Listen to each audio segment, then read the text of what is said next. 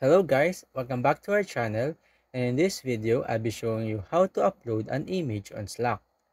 So let's start. First, open your Slack account. Then go to the channel or any direct messages where you want to upload the image. For example, I will upload it in one of my contacts. So I will choose to this list to direct a message.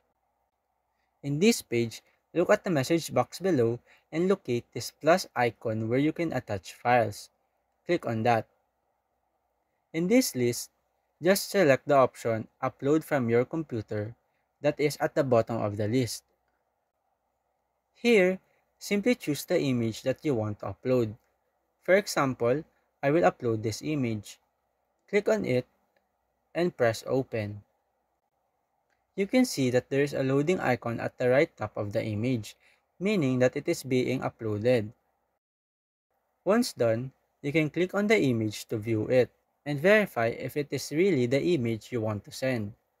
After viewing, just press enter or click the send button to send the image into your Slack chat box or channel. So that's it for our video. If you wanted to know how to upload image on Slack, that is the easiest way I know how. I hope you find this video helpful, and if you do, kindly give us a like and subscribe to our channel. Thank you very much and see you on the next video.